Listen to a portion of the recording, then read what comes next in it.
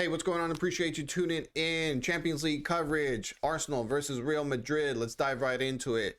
Real Madrid has obviously looked a little shaky. Not shaky, but they haven't looked as sharp as you would expect of a team that is that talented all around the pitch, especially with an experienced manager.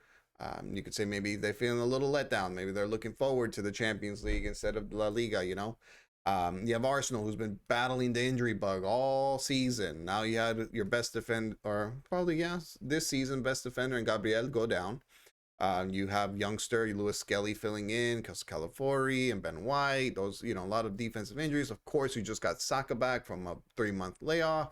You have no striker. Kai is hurt. So a lot of moving pieces. The teams, I would say, because of how Real Madrid's form has been looking and where Arsenal have recovered injury wise, I do feel like this is actually a closer matchup than most. I'm gonna go with Arsenal to win this game 2-1. I think they get one off a set piece, and then I think Saka is able to make something happen. I think defensively, Arsenal is going to be able to somewhat withstand. It's all about not over pursuing. I am a little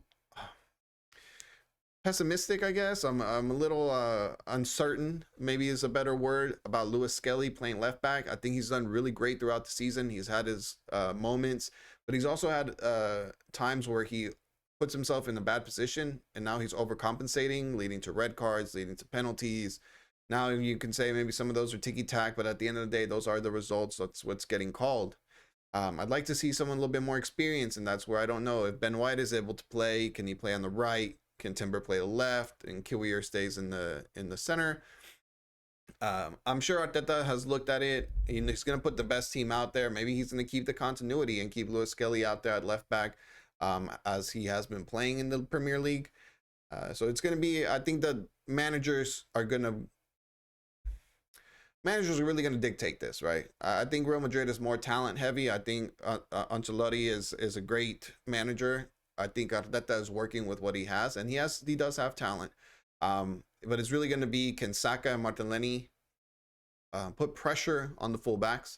Can Marino occupy that center, allowing the midfield, where I think Arsenal has a little bit more, I don't want to say more talent, but I think they're a little bit more solid with Declan Rice, Martin Odegaard, and Thomas Partey, versus the other side, which is Modric, Bellingham, and Camavinga, which I know to say that out loud, like Modric and Bellingham, to be like, what? How are they not the best?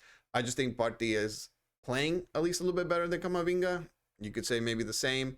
And I think Odegaard and Rice can play off each other well enough to match Modric and the legendary Modric, I should say, and Bellingham. So to me, the midfield is going to be really big story. Set piece is going to be the biggest story right there for Arsenal. Those two, and then of course Mikel Arteta. Can he get the substitutions right? Can he get the tactics right? If he can, Arsenal wins this 2-1.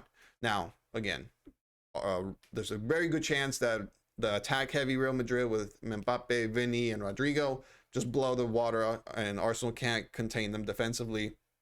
We're over pursuing counterattacks, through balls. All of that is just going on. Real Madrid is clicking, bang, bang, boom, and it's 4-1, or 3-1, 3-0, something like that. I could totally see that happen. I don't think it happens this game. Like I said, I think the matchup between both of them is a little bit closer, with Real Madrid's form being a little bit it's in the dip. It's in a dip. So with them kind of playing like this, Arsenal sort of like being steady. Obviously, Real Madrid is still going to be the favorites in the Champions League. This is their competition. This is what they live and breathe, right?